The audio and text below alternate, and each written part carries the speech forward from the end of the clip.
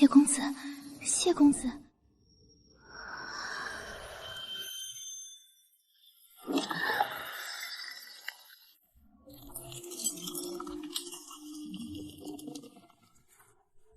300万，整整300万，就买了这么个破烂玩意儿，还华夏10大传世名画，我看也不过如此。尤其这个跳舞的侍女，才情是有一点，可这颜值真是不咋地。无礼。既然你买下了这幅画，那也该见一见画中人。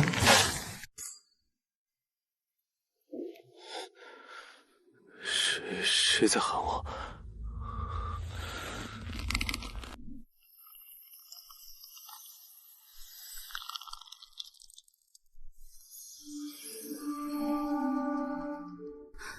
这究竟是何处？怎会如此衣不蔽处？借用一下。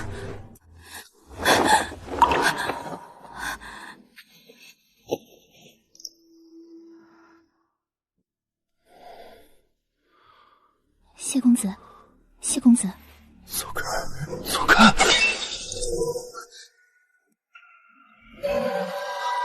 是谁？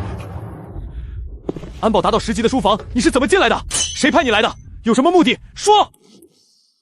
我是画中人，姓于，名袅袅。你真从画里出来的？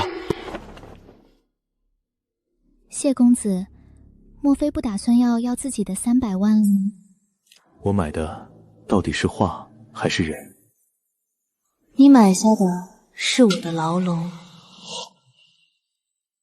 编，你继续编。你要是侍女，我还是男夫子呢。怎么样？你看我是不是风流倜傥？你怎么不去当演员？金鸡奖欠你一只鸡呢。离谱他妈给离谱开门，离谱到家了。你固然营貌业力，但又怎么会是先生？这世上再无先生一般的人物。高山仰止，景行行止。别装了，你不要转移话题。价格、画作、交易细节，你一清二楚。莫非是刘吉那个老滑头想一物二卖，派你来再赚我一笔？我与你口中的刘吉没有半点关系。他一心通过本画谋取暴利，而你与他不同，所以我选择了你，希望你能帮我修复古画。你干什么？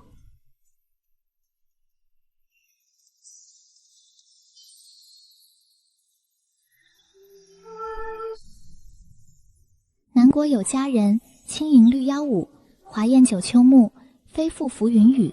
这种流传千古的古典底蕴，根本无法伪造，这不可能。这样证明可以吗？那，你还能回去吗？回不去了，画残破风化，承受不住我了。除非你能把它修好。既然回不去，那你就留下。不过，既然绢本工艺已经失传，修画这事儿难如登天啊。既然如此，请你把画还给我，我自己去找人修复。你们的人造出了这么精致的帘布，总有人能修好画的。想走不可以，这画现在的所有权归我，300万买的，你不能说带走就带走，除非你连本带利还给我，至少500万。如果我要强行带走，你拦不住我的。那你试试看。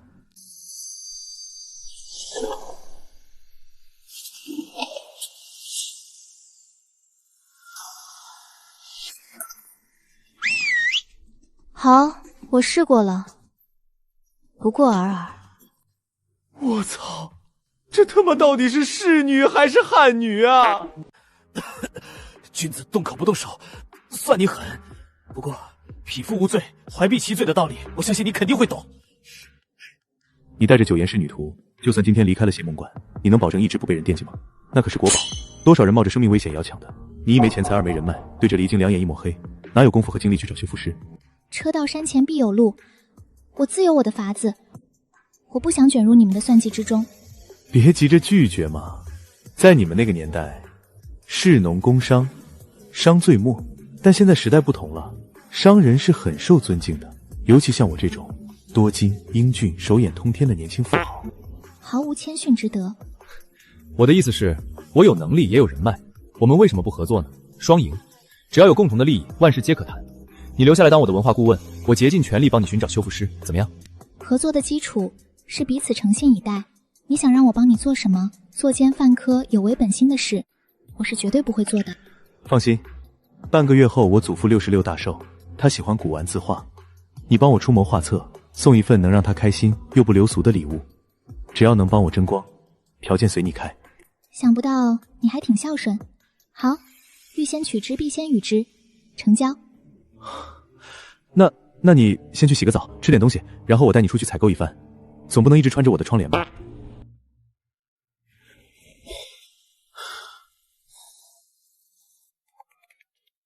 温婷，派人送一套女装成衣到公馆来，尺码165。好的，老大。要什么风格？就香家的最新款套裙，越贵越好。还有，你取衣服时跟中环广场的总经理打个招呼，明天我包场，闲杂人等全部清退。我要带人去逛逛。收到，老大。对了，老大，还有件事，3天市市府将在皇冠酒店举办一场招商酒会，主要是为离滨城南那块文旅用地探路。2房那边派出了大少爷谢玉，竞争极大。老爷子就是偏心，把最赚钱的地产给了2房，把不赚钱的文旅丢给我。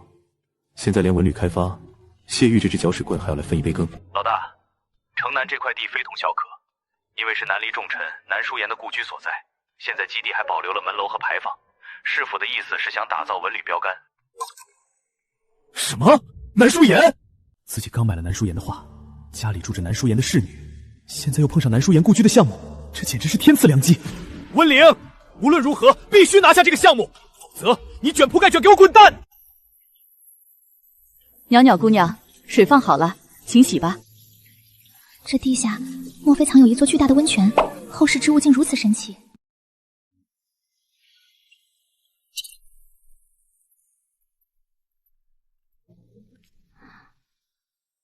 这领口和腰身太贴身了。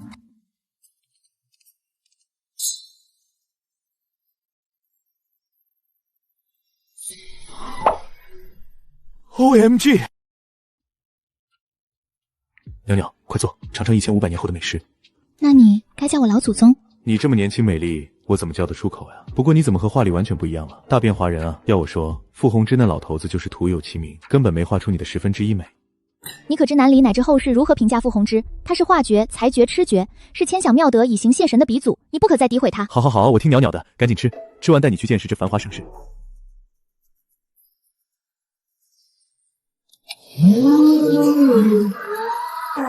后世的房子竟然这么高，比南离的静思塔还要高出无数倍。每天从云顶下来要多久？这4轮怪物又是什么？这叫代步工具。目前最高的楼有828米，别惊讶，以后你会慢慢习惯的。坐稳了，我们去买你的时尚战袍。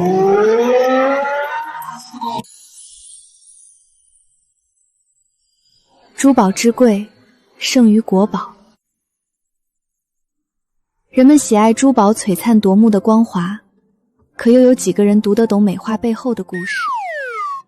不是说要买时尚战袍吗？走，上3楼。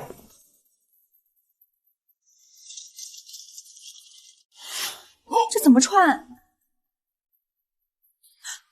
有伤风化。除了脖子以下，脚踝踝上不能露，其他都随你吧。我试不动了。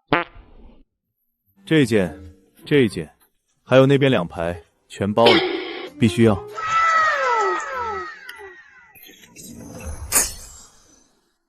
什么东西？去查查，是不是有漏网的钩子？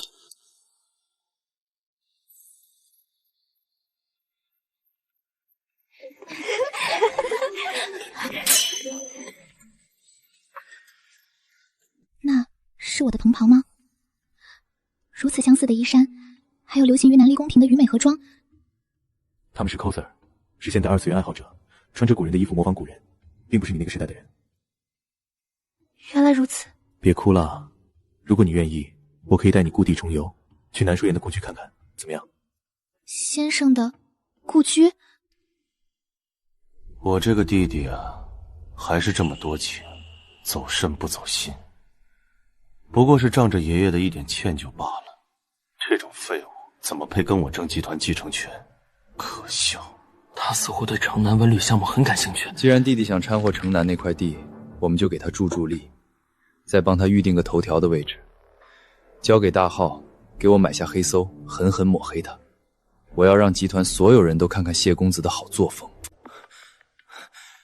老板，请问上了热搜，谢公子另结新亲，中环商场血购，这除条挂在榜首，我们按老规矩冷处理吗？把热搜给我撤下去，以后但凡和袅袅相关的，不惜一切代价压下去。另外，给我查清楚谁在背后买的水军。明白，这就去办。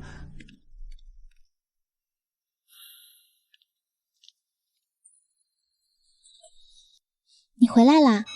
我按照南离的制式给你做了一件衣服，改良款，看看喜欢吗？你亲手做的，怎么把手扎成这样？男女授受不亲，你这毛病得改。不疼不疼。好看是好看，但我穿出去肯定得上热搜。不过，想让我明天穿也可以，有个条件你得答应。你说呗。秦小姐，请问你怎么会和宋先生一起出席？我和宋少是朋友，舍命陪君子了。谢公子如果看见了，该要伤心了吧？这无可奉告。我们锦城作为离京土生土长的开发商，希望能给城南这块千年底蕴的土地一个新豪宅封面。宋少，不对吧？城南这块地是要做文旅开发，哪能让你建住宅？谢少，蜘蛛蟹是也有意向吗？文旅开发后期的商业运营何其重要，我们集团的优势大家都很清楚。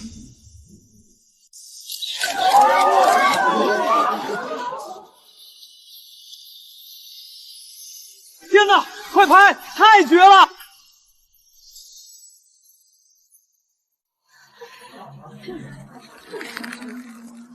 又是他，不过是哗众取宠的跳梁小丑。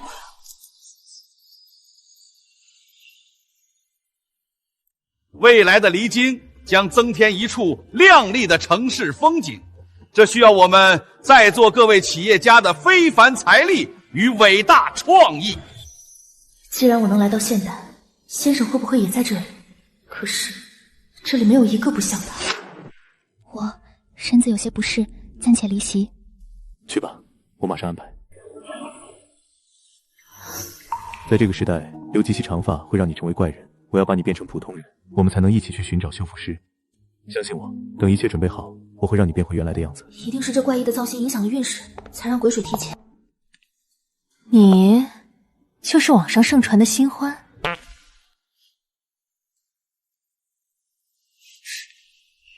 我在和你说话呢，听不到吗？不要以自己长得漂亮就可以恃宠而骄，这个世界最不缺的就是美貌，随时会有新人取代你。你挡了我的路，就挡你的路，你能把我怎么样？堂堂谢公子怎么会欠上你这个以奇装异服博人眼球的女人？毫无品味，粗鄙不堪。你自己发疯不要紧，还拉着她穿成那样，你知不知道这会给她带来什么负面影响？我穿什么与你无关，人最可怕的是无知而不自知。衣饰之间自有理，你的衣服露得这么多，无理且粗鄙，有何资格对别人评头论足？你居然敢说我无理！我最后说一句，别挡我的路，我是有脾气的。告诉你，我是华国第1名模，论衣品我排第2，没人敢称第1。宫斗活不过3天的人真是聒噪。你给我站住！哎呦！阿言，扶我一把。你的女伴真的是的，连句玩笑都开不得。娘娘，你没事吧？我没事。秦女士，咱们只是普通朋友，还请称我为谢先生。我的朋友袅袅性子喜静，不愿多事却也不怕事，请你以后不要招惹她，不然……你叫她朋友，她不是你女朋友？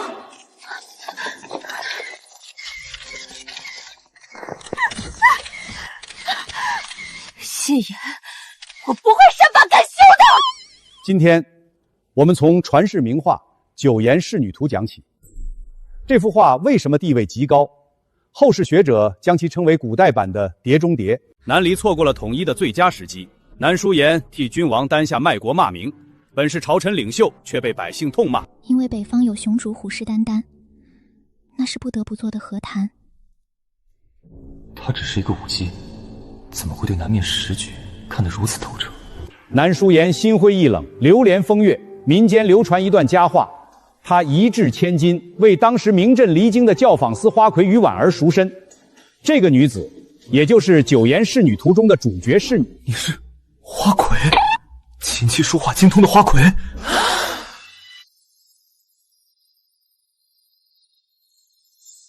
彼时的宫廷画院代诏傅弘之出席了南叔颜的酒宴，凭借记忆画出了这幅传世名画。今天我们抚今追昔，如果能有一座以南书言生前旅记为主题的文旅景区，定能吸引年轻人。由于时间关系，分享到此结束，谢谢。感谢齐馆长的精彩分享，接下来进入自由酒会时间。你不去攻略张秘书吗？放心，我不去找他，他也会来找我。谢家的面子，终究是要给的。我过去一下。齐馆长，请留步。小姑娘，你叫我有事？馆长，您今天的传道授意非常好，我对这段历史特别感兴趣，不知能否将您的讲义送我一份？拿去吧。师傅准备请我的时候只给了10分钟，谁在乎真正的历史呢？他们要的只是一个文化招牌。不，历史是有温度的，您的热爱不会被辜负。小姑娘，你要是不嫌弃，我们留个联系方式。如果我后续有什么不懂的，一定请教您。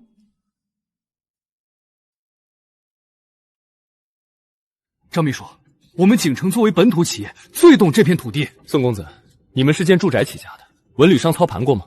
张秘书，想想浩轩集团能带来的商业资源和税收。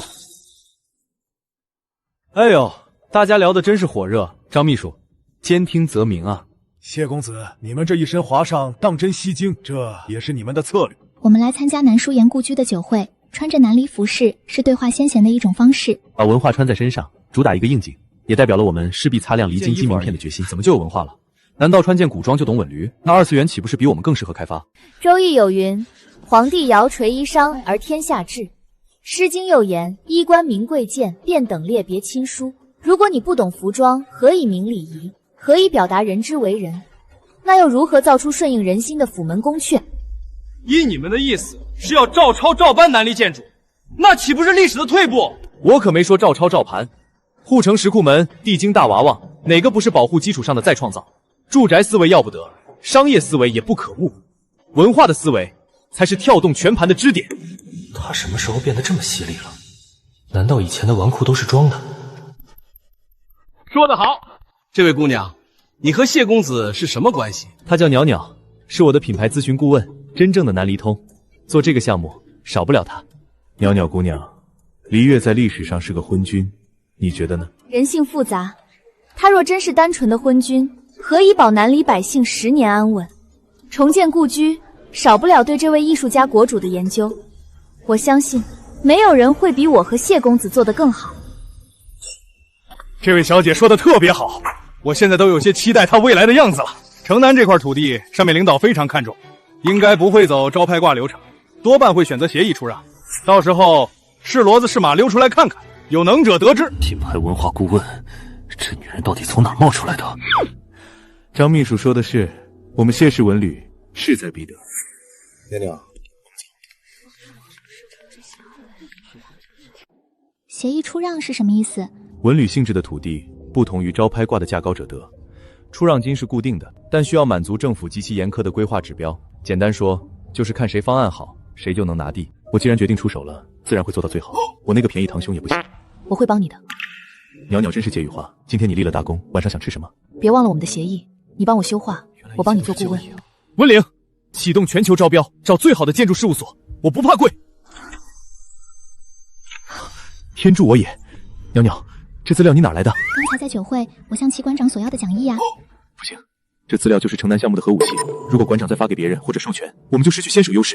文婷，靠边停车！你马上下车，现在立刻联系齐馆长买下文件，独家授权签保密协议，我自己开车回去。老大，我没有馆长的联系方式啊。我有他的微信。万一别人先拿到授权，我们就惨了。袅袅，棒哉！袅袅太酷了，晚上必须加鸡腿。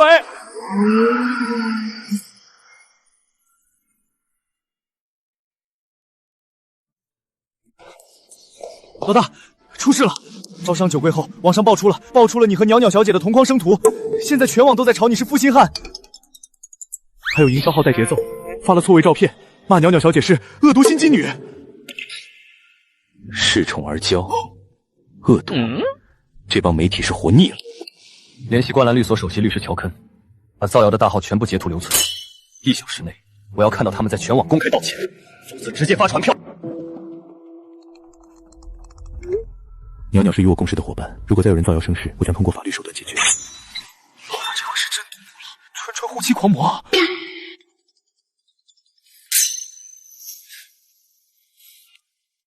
喂，爷爷。臭小子，我不给你打，你就不知道给我打个电话吗？老头子66大寿快到了，早点给我滚回地京来。爷爷，瞧您说的，您今天想要什么生日礼物？我正准备呢。带个女朋友回来，就是对我最大的安慰。听清楚，我是说真的女朋友，不是你以前那些乌七八糟的绯闻女友。做不到，你就别回来了。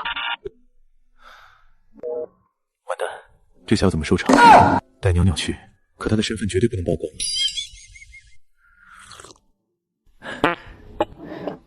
袅袅啊，过几天和我一起回地京呗。不去，地京之于我们南离是亡国的噩梦，我不想去。不是说好帮我参谋给爷爷的生日礼物吗？你可以去拍卖场买啊，香吉禅寺当年拍卖袈裟也是价高者得。你那么有钱，还怕买不到好东西？说起来，地京拥有全华国最好的博物馆和最大的古玩市场潘家园，我想让你去了，正好咱们去拜访一下，说不定能找到能修复九岩仕女图的顶级装裱师呢。我去收拾行李。搞定，只要拿捏住修化这个软肋，小祖宗还不是得乖乖跟我走。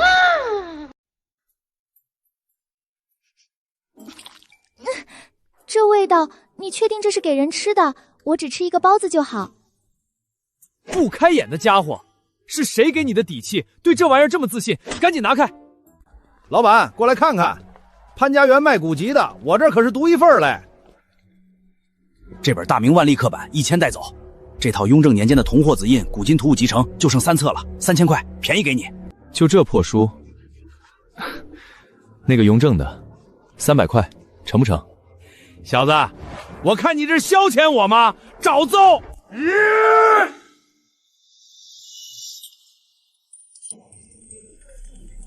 老板，买卖不成仁义在啊！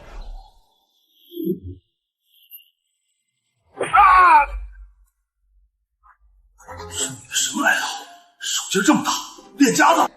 不卖就不卖，我们还不想买呢，一个字儿都不认识。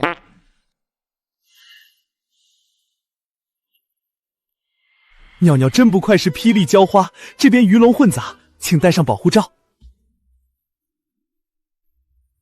我谢你啊，遇到你这么砍价的，我都想给你一个大什么来着？欢迎光临。老板，你这些挂着博物馆名后的假货，也好意思摆出来？有没有南梅时期4大家的真迹？有眼光，几位如果真有诚意，咱们里面谈，高端货都在里面。这幅画刚从国外辗转流落民间，九燕仕女图，全世界只此一幅。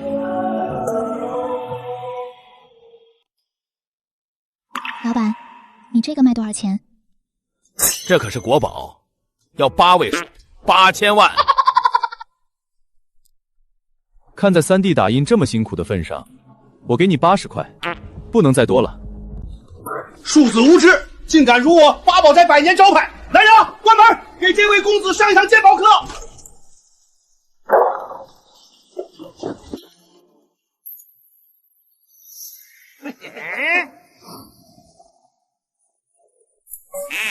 好几年不回潘家园，这里居然变成了狼窝。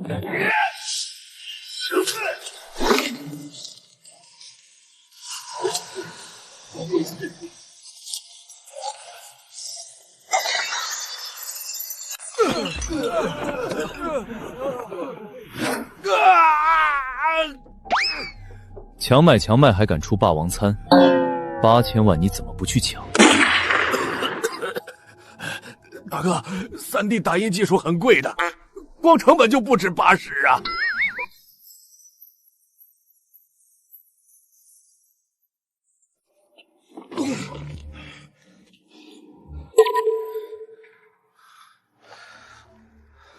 宇哥，是我。今天3房的少爷来咱们潘家园砸场子了。对，就是那个谢衍，他口口声声砸了我的店。宇哥，你可一定要替我做主啊！画好了。袅袅，这是你画的？你到底是怎么做到的？这比例，这意境，比潘家园的8000万的赝品好100倍，你简直就是神！好100倍是吧？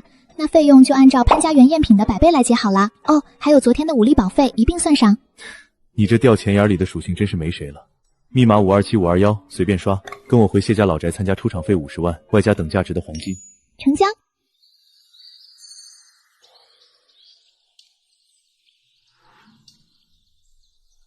既然要比赛，总得有点彩头吧？说，如果我侥幸赢了婷姐，婷姐就答应我签一个小美女进星系传媒。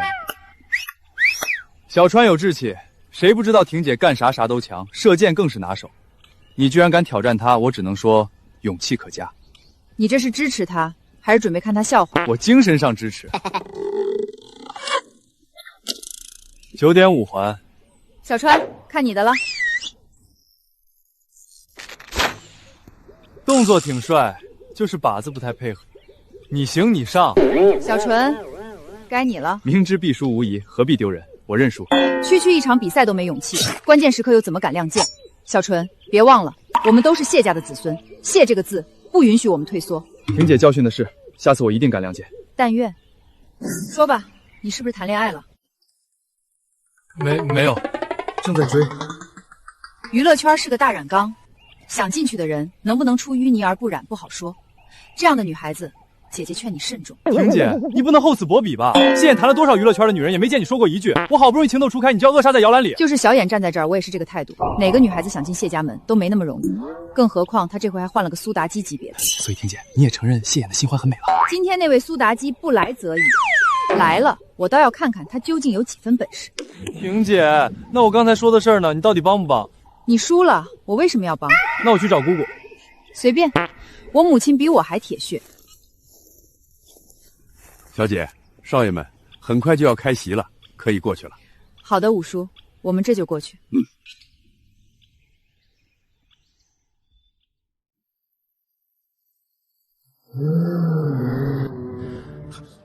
这便是你的家族？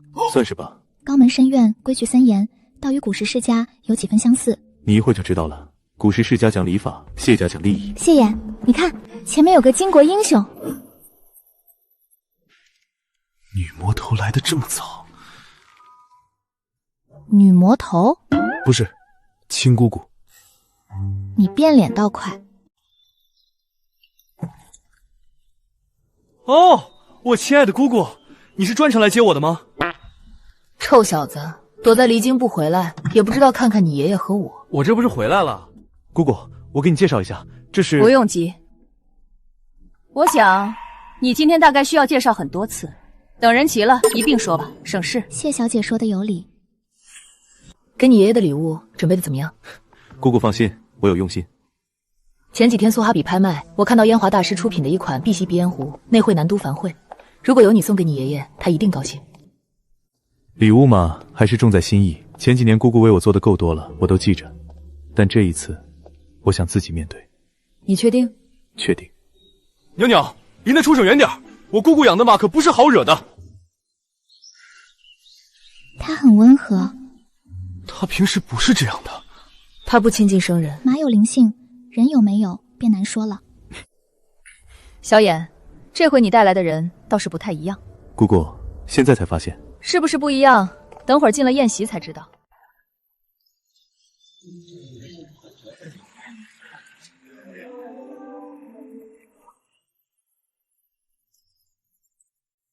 眼少爷到了。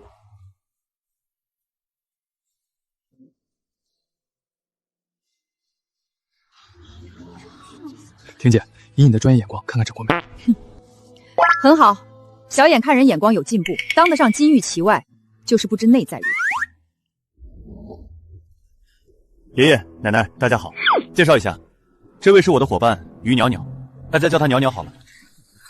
大家好。好啊好啊。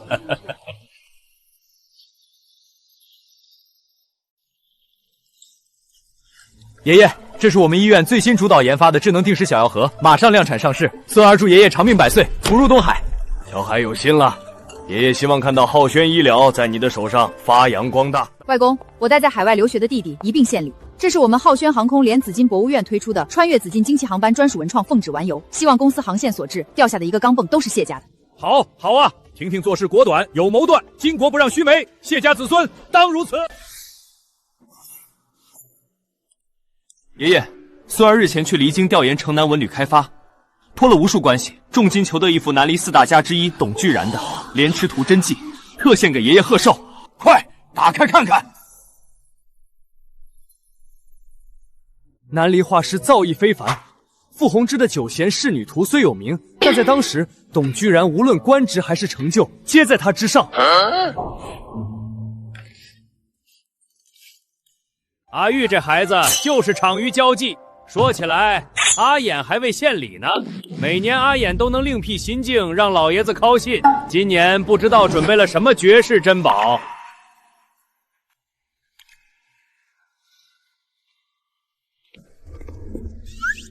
说起来，我和玉堂兄真是心有灵犀。我的礼物也是画，只不过原画做人，正是堂兄刚才口中官职成就皆不如董居之然的傅之。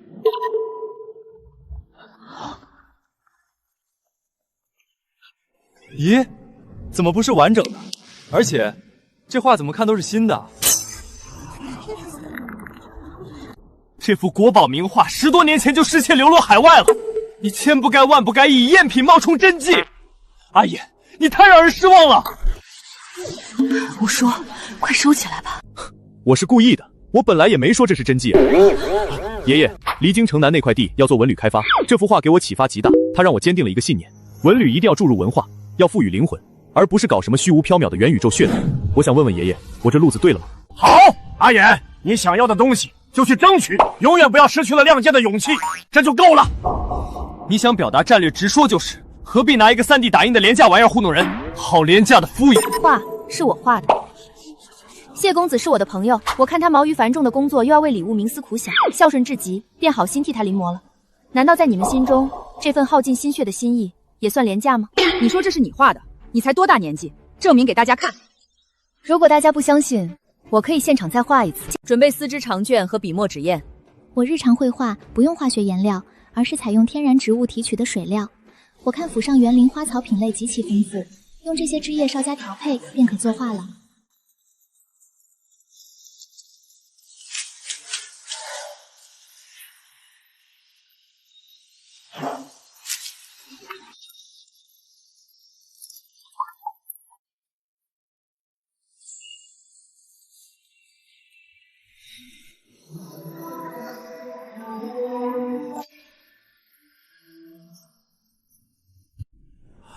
我看今天就到这儿吧。袅袅的艺术功底已供为大家有目共睹，根本不存在赝品糊弄之说。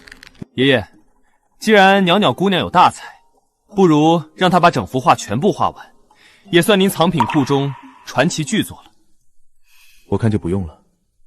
缺憾是艺术最大的魅力，就像断臂维纳斯，袅袅的这半幅画刚刚好。韬光养晦这么多年，终于不打算继续装纨绔了吗？是什么人事让你坚定了心？不会是外面那个叫袅袅的小姑娘吧？就是觉得浪够了，玩够了，挺无趣的。毕竟我身体里流的是谢家的血，不能辱没了您的名头。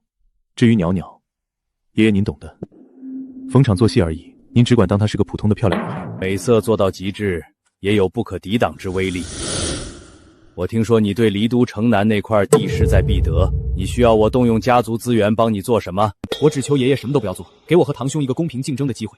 我这身骨头，该软的时候绝不硬撑，但这次我要凭自己的本事赢下这110笑。好好，你只管放手一搏。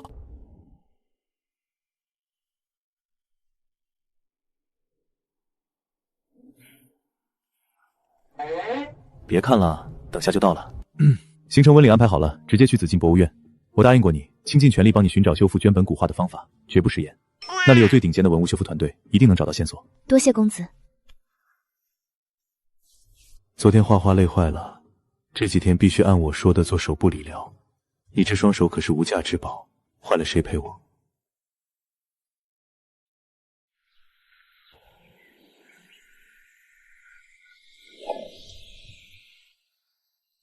袅，小心。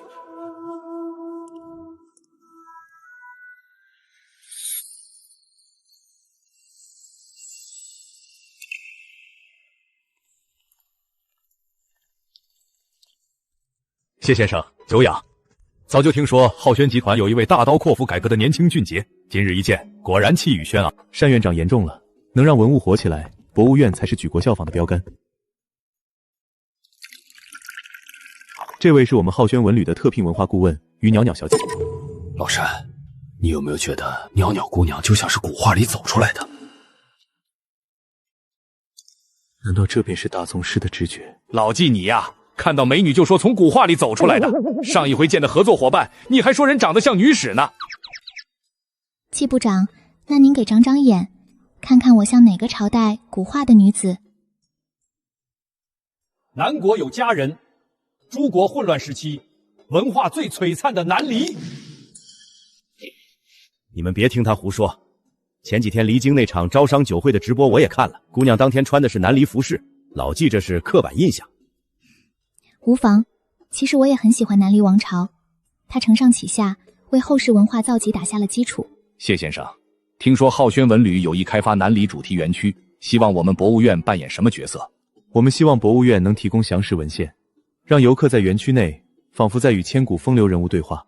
大家都知道，南离画师傅鸿之的唯二之作《七无复图》藏在贵院，九言仕女图虽流失海外，但古画复原是我们想做的事。论艺术成就，七五复图不如九田仕女图。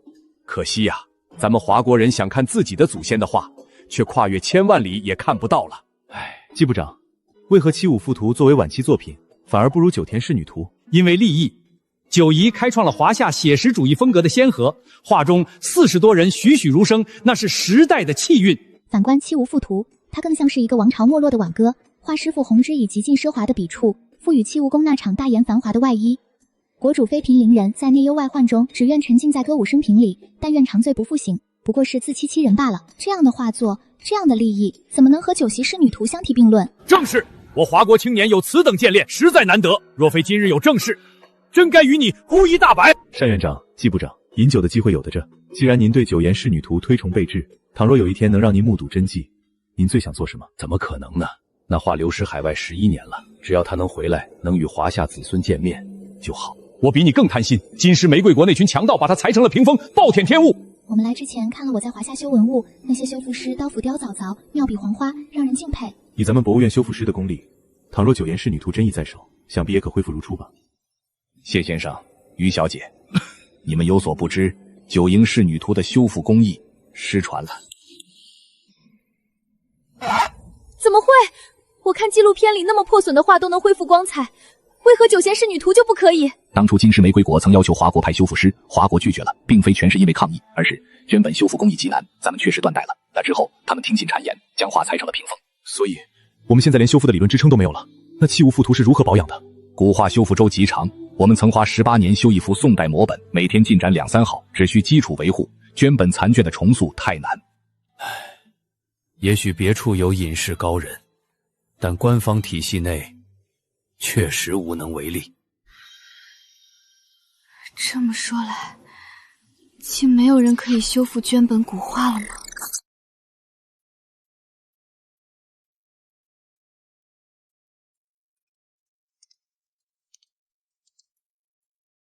谢公子，你知道这幅画中出现了多少种乐器吗？我告饶，这太复杂了，求袅袅老师教我。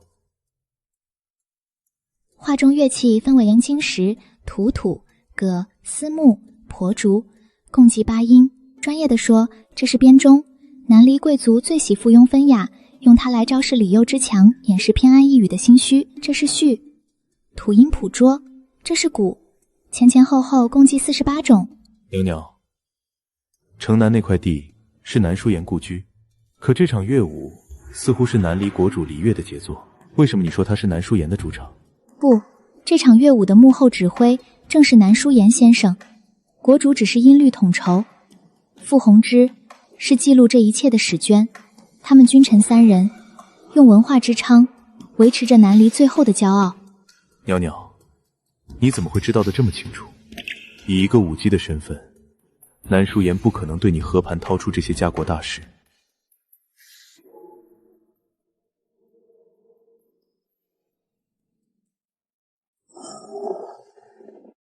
九言仕女图中的袅袅本名于婉儿，眼前画中于贵妃的容颜竟与袅袅有7分相似，且更加成熟华贵。袅袅，你后来入宫了？成为了离月的妃子。弃无父途中的于贵妃，就是你，对不对？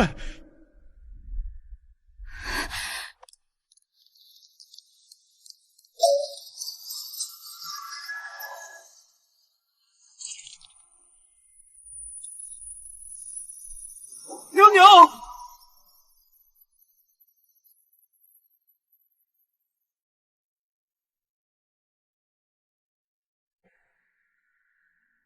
谢公子，我想回离京了，带我回家吧。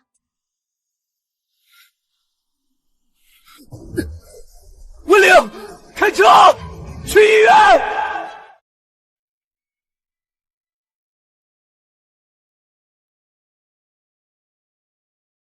娘娘，不要灰心，就算这个博物馆不行，全国还有那么多古都和机构，我不相信我华夏14万人口没有一个人能做到这件事。我谢言，倾尽所有也会帮你找到修化之人。自家老板现在为了追妻，连格局都拔高到了14万人。我明白，只是感怀罢了。今天能看到其余附图被后世保存的这么好，也了方却一桩心事。现在的华很强大，对，现在的华国日新月异。你看，老祖宗留下的宝贝都会得到保护，九岩的悲剧不会再重演。老祖宗心甚慰。娘娘，你来人间见一趟，你要看看太阳，不要为了赶路而赶路，和心上人一起走在街上。矮指斜行闲作草，晴窗细乳细分茶。太绝了！袅袅，原来你不只会画画，还懂茶百戏，真是了不得！你要不要干脆认我做干奶奶？胡闹！你还看不出你那宝贝孙子对他不一般吗？收做干孙女，差了辈分。老夫人，茶道不过是进修所需，余情罢了。老大，面向全球的招筹标由5家顶级事务所接标，包括黑鹰国、罗曼国的设计天团。回离京后就可以开标了。把戚馆长请到开标现场，评判的标准只有一个词：文化。谁的设计最懂南离就选谁。明白？还有，大公子和舒家四公子此刻就在隔壁包间密谈，与我们只有2扇门之隔。舒言，那位传说中靠讲故事融了10几个亿的科技神棍，他主打什么概念？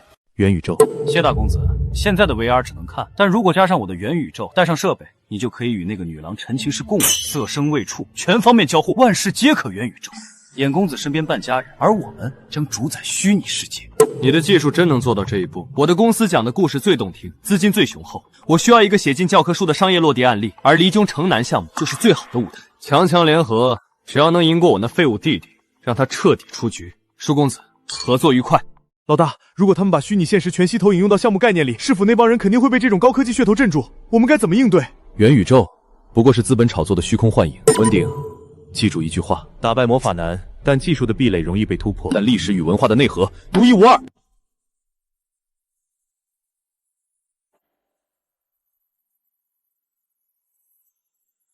下面有请迎世天宫建筑事务所主理人、普利茨克奖得夺者青山生先生进行方案汇报。接到这个命题，我首先想到的是时光穿梭。科技再炫酷，也无法复刻历史的温度。我的方案没有虚构的元宇宙，只有在南书岩故居的地块上拔地而起的100扇不同形态的古门。推开它们，属于我的最强便是南离。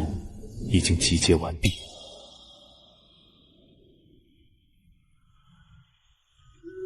谢公子放心，我会在紫辰山开一场不露脸直播，借南离古乐为你的项目造势。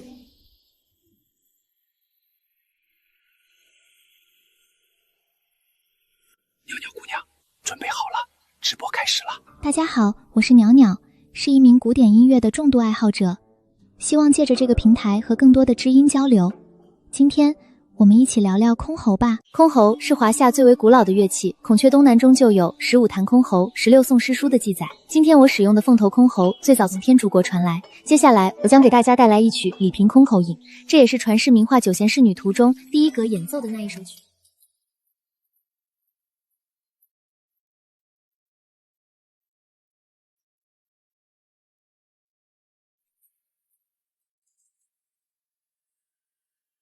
谢谢大家的支持，下一期也就是7天后，我们将推出615，也就是白居易诗中先有霓裳后六爻的经典软舞。八叔，效果怎么样？姑娘弹得太好了，可惜观众只有100余人，现在的年轻人真是不识货啊。没关系，只要在大家心中先种下一颗种子，总有一天会发芽的。我们回去总结一下，下次争取更好。对了，谢公子何时回来？少爷今天有项目开标，估计会晚一些。他不回来正好，今天我亲自下厨，做点南离的家乡菜。谢总，各位评委，在电影中有一个术语叫做蒙太克，引申为剪辑的意思，但这词儿最初的含义是建筑里的装配构成，这也是我设计南书岩故居文化景区的主要方法论。南书岩作为南离重臣，见证了南离由兴至盛再至灭亡的历史。如何把这个故事表达出来？我带着团队日夜难寐，最终从华夏10大传世名画《九岩仕女图》中获取了灵感。用《九岩仕女图》做蓝本，这小子有点意思。众所周知，九庭仕女图分成5个部分，以屏风为分隔。在我们的方案中也提取了一个核心符号，那就是门。100个门就相当于画里的屏风，它们组织和串联景区的动线，赋予景观强烈的节奏感和律动感。这100扇门，每一扇的样式、颜色、用材都完全不同。他们隐喻了主人公南书岩不同时期的心境，天真活泼、激情豪迈、阴郁窘困。通过这些门，我们将打造一条包含南都商业街、一带5院、3卷9径、81景的宏大历史建筑群。谢先生，请原谅我的失态。这个方案无论是概念灵感还是创意表达，都完全抓到了南离文化的精髓。我可以想象，这个项目建成后，一定会吸引无数年轻人来疯狂打卡。温岭，你觉得呢？看得出设计师做了详实的功课，非常用心。但是这个成本完全不可控啊！如果造100扇完全定制的不同大门，预算会严重超标。青山设计师，你可知道我们这个方案是要拿去给谁汇报的？是用它来拿地的。我知道。你觉得评委看了你的方案，光门就要造100个不同的，他们会怎么想？注重形式多过功能，这是建筑设计中的大忌。如果我按照你的方案建，最后成品必然是空中楼阁，根本不接地气，普通人看不懂也不理解。你信不信？他们一定这么想。就像我助理说的，你考虑过成本吗？保守估计，你的方案会让我无形中多付出1倍以上的代价。我凭什么觉得你的方案好？所以，谢总这是宣判我的出局吗？华国大地千城一面的现象早就见怪不怪了，你的方案确实很特别。站在开发商的角度，我本人有那么点欣赏。如果你想和我走下去，方案必须调，按照我的方式调。谢总，我想问您一个问题：苹果当年在设计产品的时候，考虑过市场的需求和顾客的喜好吗？乔博主妥协过吗？哈哈哈哈，你这人很有意思，可惜你不是乔帮主。可我想做建筑设计界的乔帮主，我的方案，谢总您 buy or buy， 没有中间路可走。既然死不悔改，那就拜拜，慢走不送。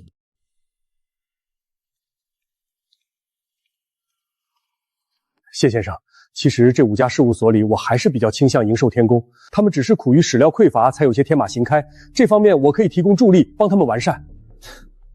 我也觉得他们的方案不错，但过于繁复和棱角化的东西必须改。那我现在就去联系他。等等，我没说要用他们的团队呢。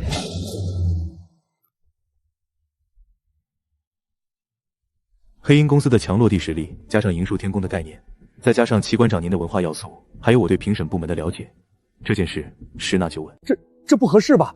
这不就是拿来主义吗？剽窃别人的创意，有辱斯文。那又怎么样呢？只不过是个想法。有注册招标吗？有知识产权吗？齐馆长，我以为您在学术圈见多了这种事，那些论文署名，那些项目名额的潜规则。放心，我很擅长包装，不会明晃晃拿来就用的。谢先生，谢先生，既然你要做这种事儿，何必把这些内幕告诉我？你不怕我？因为我当齐园长是自己人，我们要长期合作的。你就不怕我反水？怕什么？我听说齐夫人身染重疾，每天吊着一口气退的医药费用极其高额。齐园长，您帮我做事，我谢眼绝不会置之不理。账单我已经让温玲结了。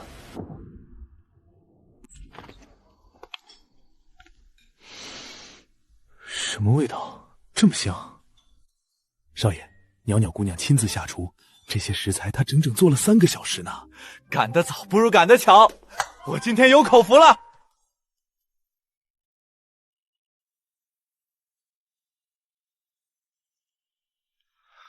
不是说今晚有应酬，不回来吗？推了，洗了手再来吃，没规矩。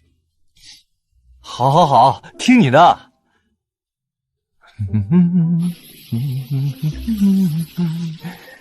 袅袅，你这手艺堪比国宴大厨啊！我不吃糊涂食，给我讲讲这是什么？这是脆狼腩，主材是莴笋，切断焯水后加生姜捣碎，配以盐、醋，再用热油拌匀腌制，口味干脆，所以叫狼腩。这汤鲜嫩滑润，好像蟹羹，可现在盛夏，不是吃蟹的季节啊。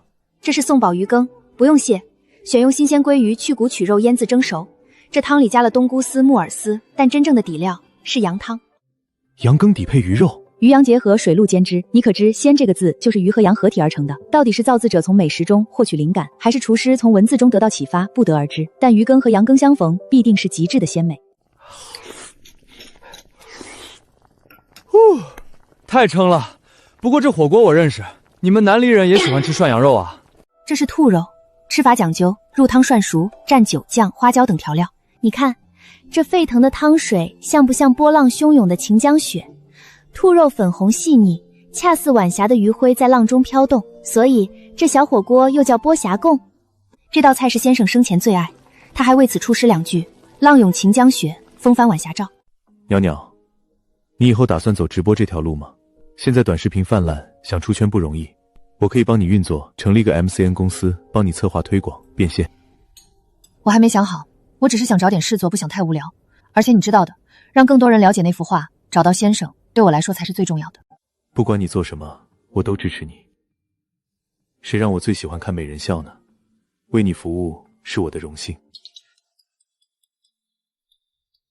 喂，怎么，婷姐想我了？想你个大头鬼！阿言，我问你，你今天是不是把营氏天宫给拒了？你小子到底还想不想拿地？想不想在爷爷面前露脸了？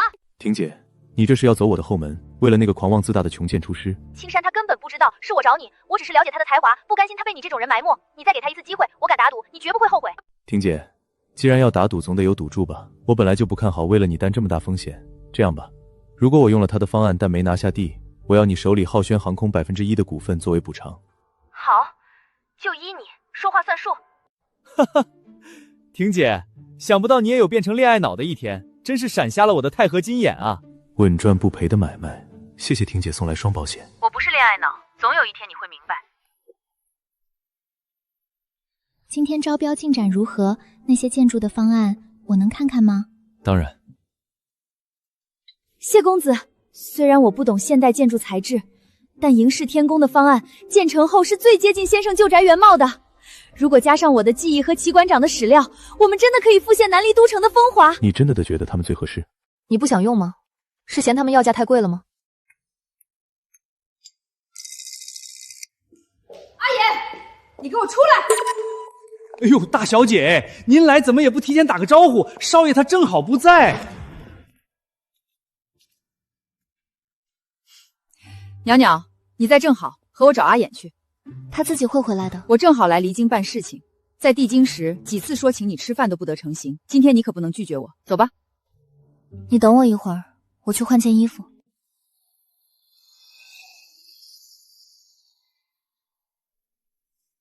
我们去哪儿？门东吧，我给阿衍发了微信，一会儿他也会过来。哟，婷姐，什么风把您吹到离京来了？真宁影业投资了一部大女主新剧，近日将在横店开机，我能顺道过来瞧瞧。怎么，阿衍不欢迎？怎么会？只是想着婷姐你日理万机，怕耽误你发财不是？袅袅点了吗？婷姐请客，不用客气。臭表对蟹连装一装都不肯，真想呼他一巴掌。我点过了。少废话，吃饭只是顺道，吃饱了跟我走一趟银树天宫。去哪儿？你既然提了对赌协议，本着负责任的态度，我要带你去实地考察，免得你说我靠裙带关系徇私。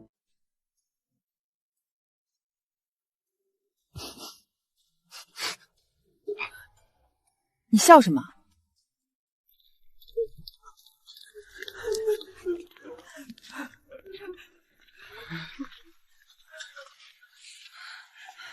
发生什么事了？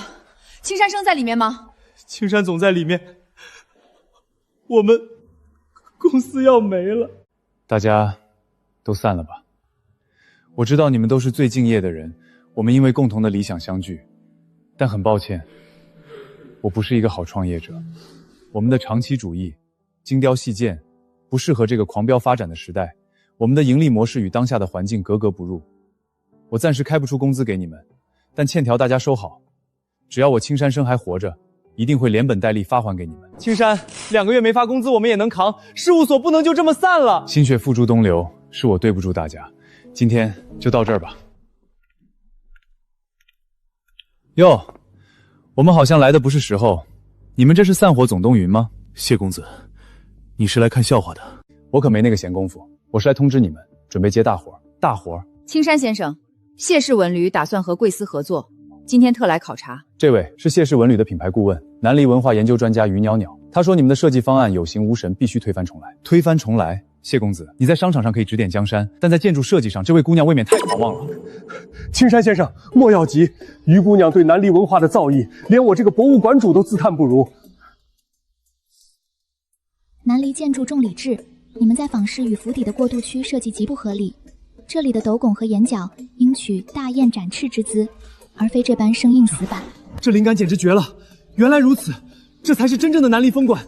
我明白了。距离汇报还有半个月，你们3位组成南离铁三角，给我把方案这100亿的杂项目我要定了。好，咱们一起大干一场。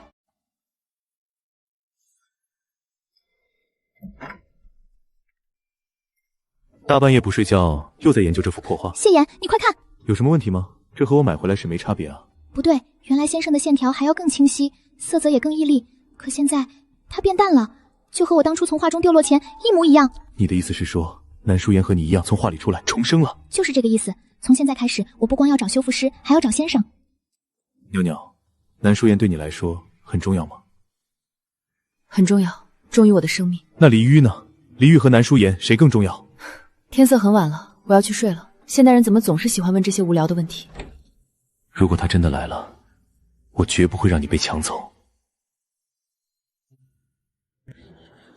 谢氏集团派来了2个团队，看起来对项目势在必得，就是不知这100亿的大单最终会花落谁家呢？哼，不管花落谁家，总归都是谢家，而不会是你宋家。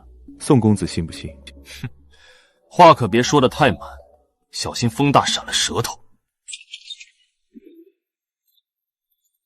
哈哈，那就不劳宋公子操心了。先生，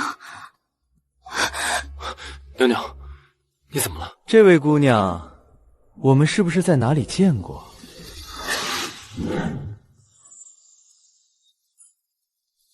舒言，你这个搭讪的法子也太蹩脚了吧！这是我的人。他是谁？舒四公子，你们搞那个什么元宇宙的，也对文旅感兴趣吗？万事皆可元宇宙，衍公子身边总是伴佳人啊。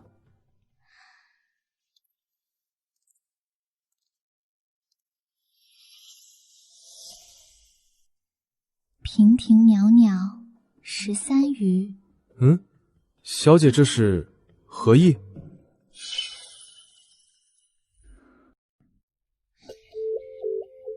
没什么，认错人了。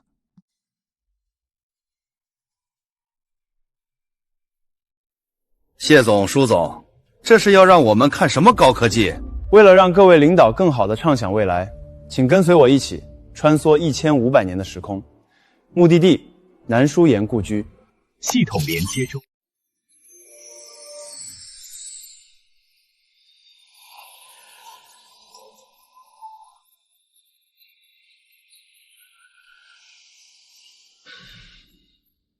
南书言的九言，他们复现了千古名画的名场面，太逼真了，连乐声都像是在耳边回荡，不可思议。时间有限，我们只展示了冰山一角，项目一旦交由我们开发，我们将打通线上线下，让全国人民足不出户游离京，和南书言对话，这就是元宇宙文旅。浩轩地产的产品力加上舒总的元宇宙，简直是强强联合，无可挑剔。这正是我们期待看到的城市文化创新项目。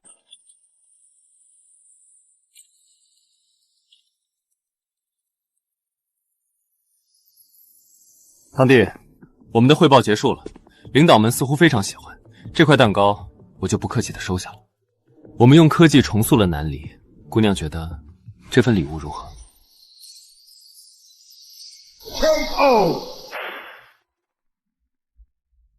堂兄干得漂亮，不过虚拟的梦再好，终究是假的，靠吹泡泡建不成文旅地标。走吧，伙伴们，该我们登场了，让他们看看什么才是真正的降维打击。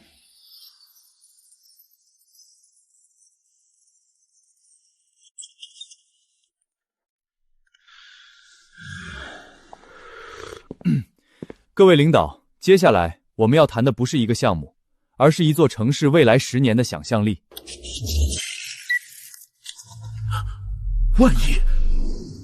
一个广阔的万亿级文旅大市场蛋糕已经摆在我们面前。问题是，离京能切到几何？南书岩故居项目又能切到几何？上一场是元宇宙，这一场还能玩出什么花样？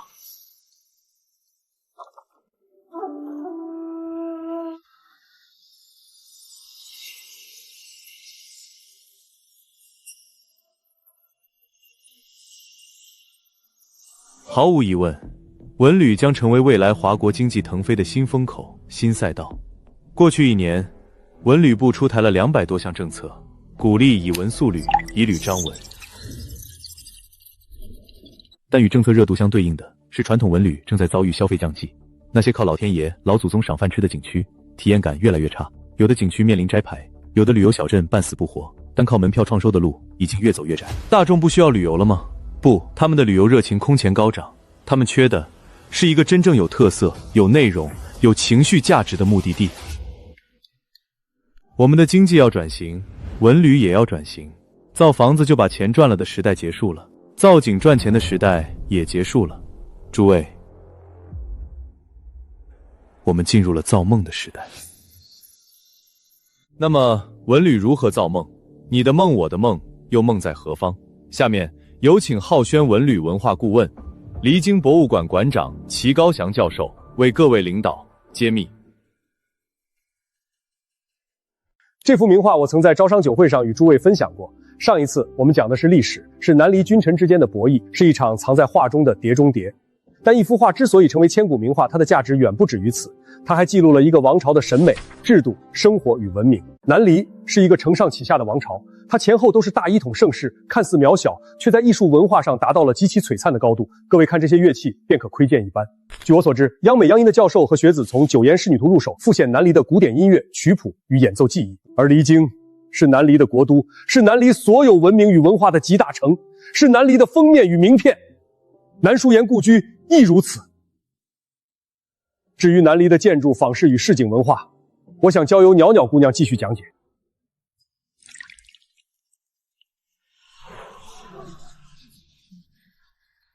诸位，这便是经由齐馆长研究成果绘制出的离京风物图。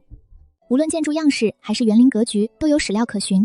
值得一提的是，南书岩居住城南，兄友丘壑亲自设计宅邸，他运太湖之石，塞泰山之松，取法禅寺之寂静，使庄园自成一格，曲径通幽。因为南书岩越来越多文士聚集城南，遂又发展出繁盛坊市。早在唐朝，坊市还常常受到宵禁限制，但南离因时局特殊，2世主与3世主采纳南书岩建议，取消宵禁，允许商贾夜间继续经营。各位领导想一想，项目建成之后，市民和游客晚上多了一个娱乐、消费、社交打卡的地方，能带动多少消费？消费背后是就业，就业背后是 GDP 背后是持续增长的税收。人间烟火气最抚凡人心，坊市催生了南离的市井生活。虽然要纳贡，但南离百姓大体富足，安居乐业。如今的门东门西正是当年坊市所在，所以我们不只是复刻冷冰冰的建筑，而是要重现那坊次里热腾腾的烟火。领导，我相信前面的开发企业，可能各位讲了很多怎么造房子，怎么卖铺子，但那无异于竭泽而渔，杀鸡取卵。浩轩文旅要做的是给政府一个现代版的逍遥都，通过长期运营，引进优质服务型产业，源源不断创造效益。最后，请各位领导看看未来项目真正落成后的模样，请银树天宫的合作伙伴为大家讲解建筑方案。怎么放卢浮宫了？这是要讲西方建筑。当年卢浮宫扩建时，华人设计师贝先生没有采用古典主义建筑，而是用现代材料建造了一座玻璃金字塔。这一设计在当时引起轩然大波，许多市民认为它既毁了卢浮宫，也毁了金字塔。但事实证明，今天的玻璃金字塔已经和埃菲尔铁塔一样，成为巴黎的城市标志。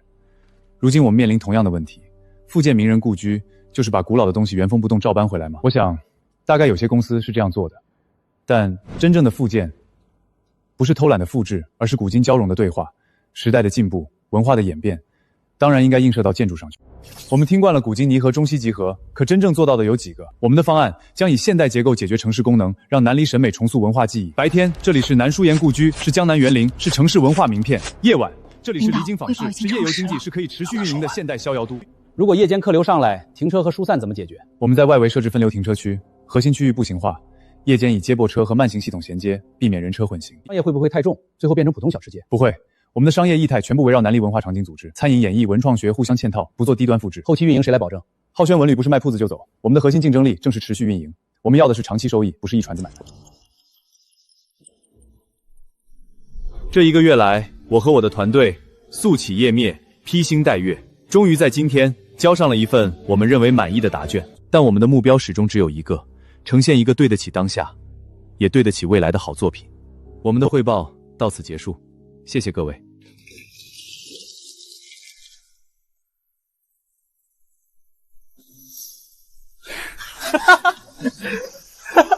我们赢了！信任，你放我下来！大庭广众，成何体统？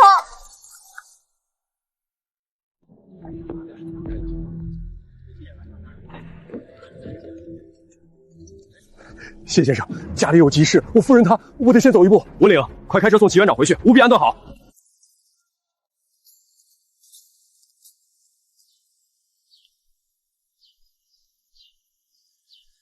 我想搬出来住。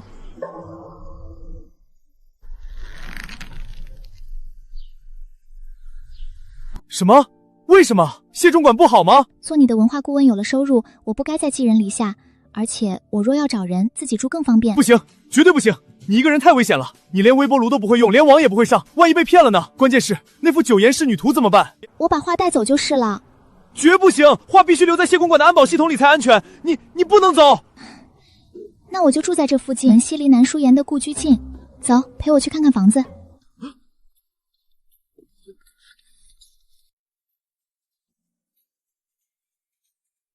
先生女士眼光真好，我们这儿是离京顶配豪宅，最小180平，总价1000万起步。1000万？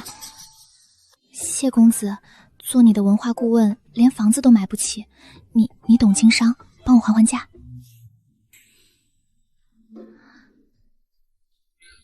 袅袅啊，离京的豪宅可不是买菜，这价不好还啊！我看你还是乖乖跟我回谢公馆吧，房租全免，还包3餐。长安居大不易，白居易的窘境承不起我。这后世的物价远非南民可比，简直离谱。小祖宗，算什么呢？如果一定要买房子，我借你啊，等你有钱了慢慢还我，我不收你利息。无功不受禄。算了，我还是先租房吧，到时候再找一更高月钱的事来做。不是说了做我的文化顾问吗？我谢燕还养不起你。做你的文化顾问员，连个房子都买不起。在教坊司时，多少人为了我的一支舞一掷千金。我给你开的薪水很高好不好？你天天出入豪宅豪车，对物价有误解啊。找工作不急于一时，你之前不是直播吗？可以继续做，我让温令帮你留意合适的房子，有了消息就和你说。也是，传播9阳仕女图，寻找修复师同样重要。那今天到此为止，我回去练舞了。总算暂时糊弄过去了，这小没良心的，随时都想跑。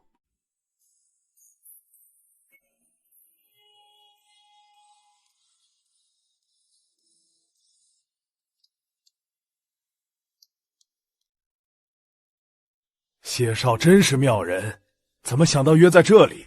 这雪家无功不受禄啊，实在是太归功了。我与张秘书投缘，以前我只给我爷爷点过火，他是老人家，得孝敬。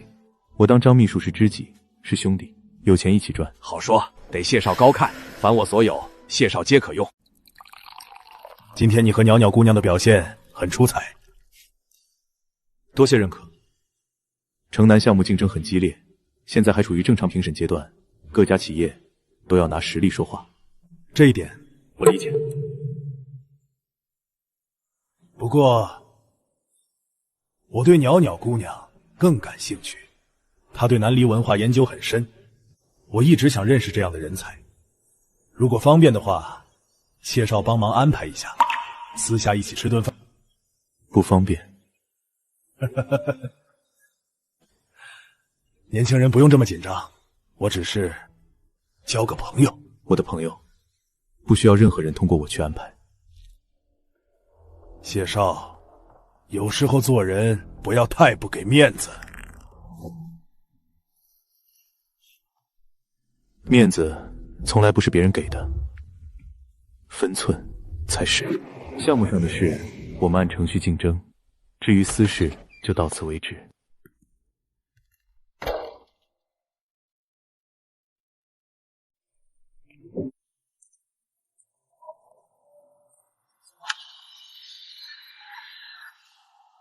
今天休息室全程都有监控吗？有，把监控进出记录，还有我和他的谈话时间，全部整理保存，一份留档，一份交法务。如果后续还有类似情况，依法向有关部门反映。明白。另外，以后公司任何人与张秘书接触，必须2人以上同行，全程留痕，不接受任何私下邀约。好，项目靠方案拿，人靠规矩办，谁越线，谁负责。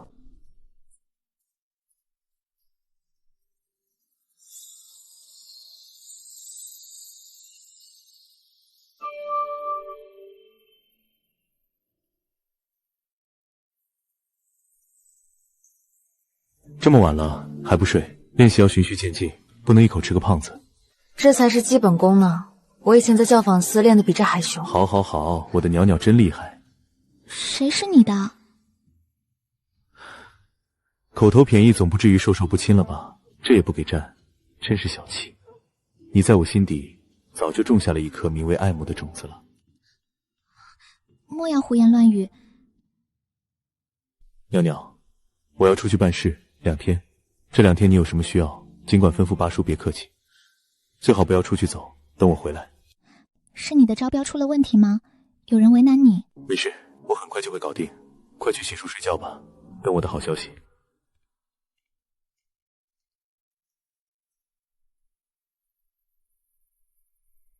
老爷，严少爷这次拿下离京城南，全靠自己的实力。他打的文化牌实在是妙得很。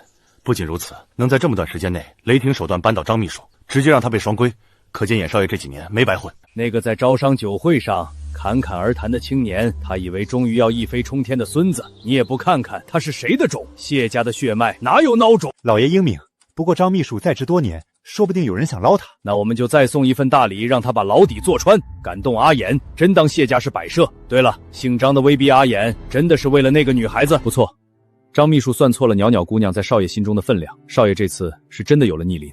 随他去吧，儿孙自有儿孙福，别步了他父亲的后尘。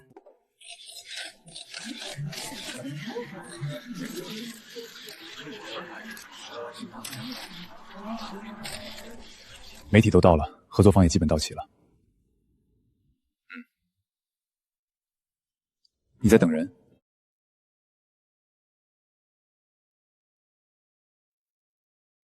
？3天后的庆功宴，你必须出席。土地开发权已经拿到了，你只管好好做项目便是，我去不去都无所谓。怎么会无所谓？没有你，这个项目我绝对拿不下来。你是浩轩文旅的品牌顾问。品牌顾问是什么？我并不懂。不懂没关系，你站在那里就是最好的品牌。浮云。你还学会这个词了？网上看的。袅袅，你不是想搬出去吗？搬出去要钱，你现在最缺的不就是钱？出场费多少？50万。银票？现金不安全，我可以给你兑换成金条。老规矩，5万现金，剩下的换金条。成交。明天我要先去会场，你可以多睡一会儿，到时候我让如风去接你。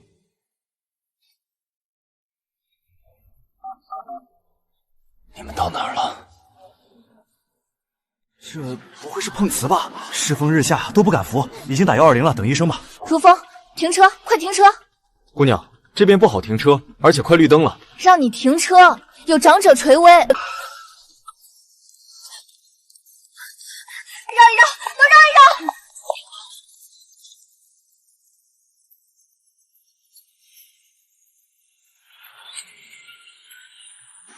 有没有人有针？小姑娘，你别管闲事了，等急救车吧，出了事你负责不起啊。等不及了，黄金时间只有4分钟。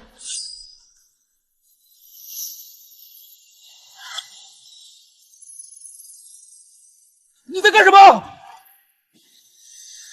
醒了，真的醒了，华佗在世啊！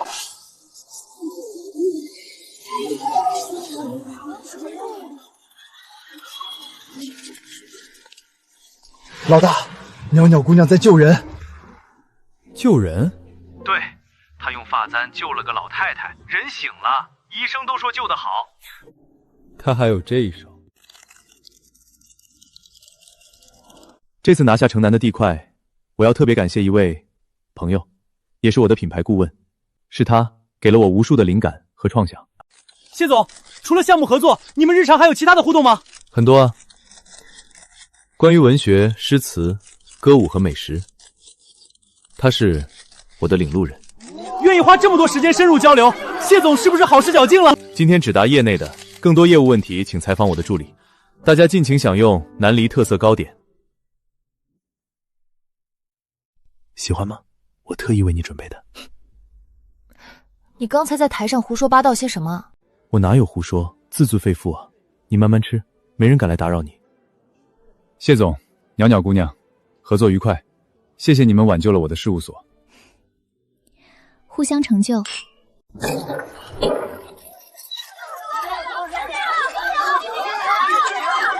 飞宝，听说谢总有了新欢，你今天是来宣誓主权的吗？我是来祝贺谢总的，让一让。林小姐，今天可是正经场合，您别闹事啊！谢言，你给我说清楚，我倒看看是谁。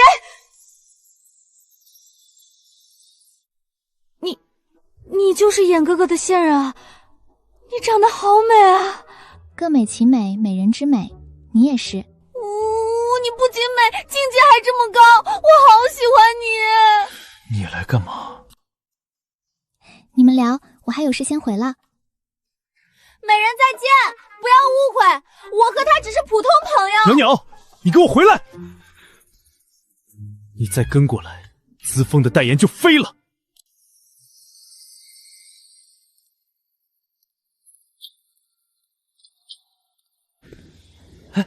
美女，租房还是买房？租房，能带我看看吗？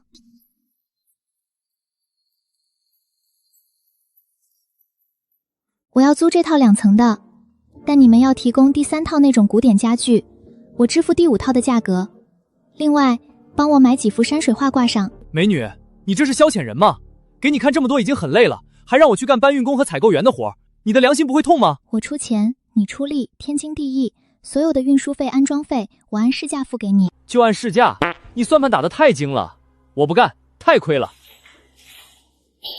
你的跑腿费，既然你不干，我找下一家。哎，姐，别走啊，咱们再商量商量。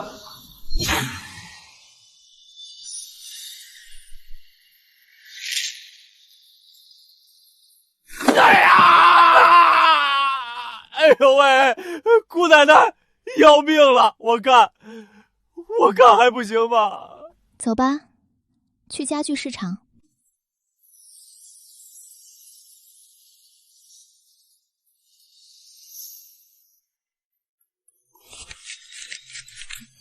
姐，我叫排骨，以后你就我亲姐，房子有任何问题随时叫我。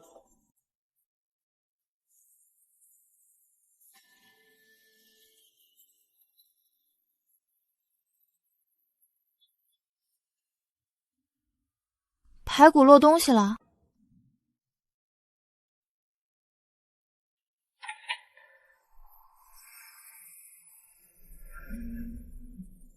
你怎么找来的？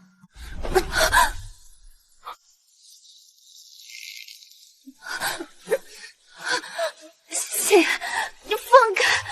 袅袅，别动，让我抱一会儿。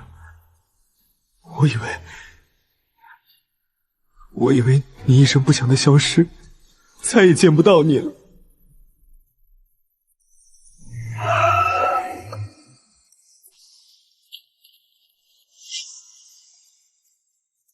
哎，你干嘛呢？想偷车啊？这他妈是我的车，给我女朋友开的。她住哪一户？说。偶像谢公子，他住302。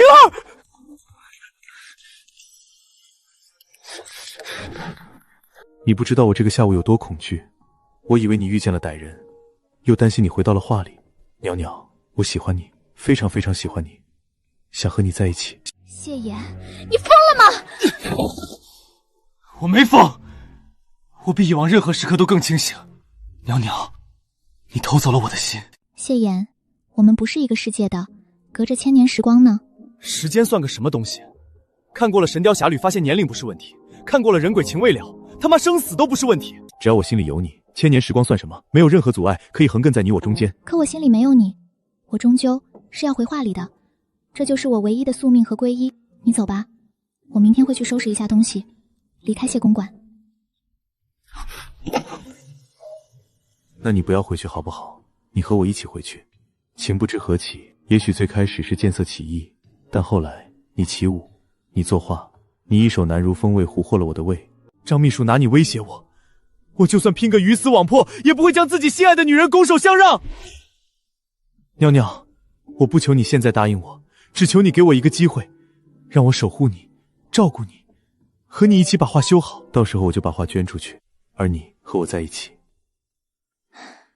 你起来吧，我答应你，在画修好前不会擅自离开。还要答应我，给我一个机会，从今天起，我谢衍正式开始追求于袅袅，弱水三千，只取一瓢。袅袅，让时间来证明。恭喜你啊，大建筑师，职业生涯再添加抓。走，里面吃饭去，给你单独庆功。谢总，以后不要在我身上浪费时间，也别再来找我了。我们不是一个时空的人。青山，你叫我什么？大学时你明明……你是浩轩航空的继承人，是星谢传媒的小公主。我不叫你谢总，该叫你什么？都什么年代了，谁在乎这些陈楚无聊的东西？我欣赏你，倾慕你，想每天见到你就够了。我在乎，有的人终其一生无法到达罗马，而有的人生来就在罗马，这种无力企及感，我不想要。谢总，感情的事勉强不得，我与你无感，就这样吧。欠你的人情，以后但有吩咐，我自会投桃报李。回头，你回头啊！但凡你有一丝不舍，我都不会放弃。为什么跨越这道墙这么难？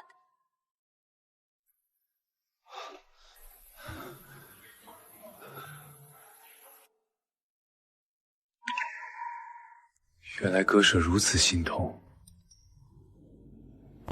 老大，袅袅姑娘上热搜了，助人为乐，见义勇为，大医精诚，大爱无央。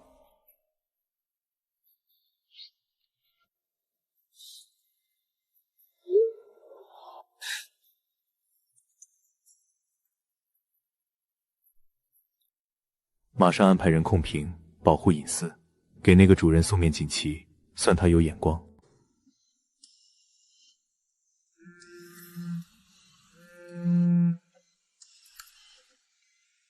老齐，你看热搜没？今天救嫂子的是个天仙啊！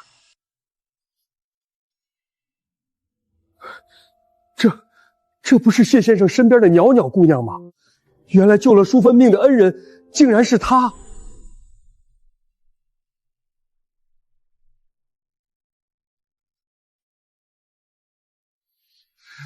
兜兜转转，因果善缘啊！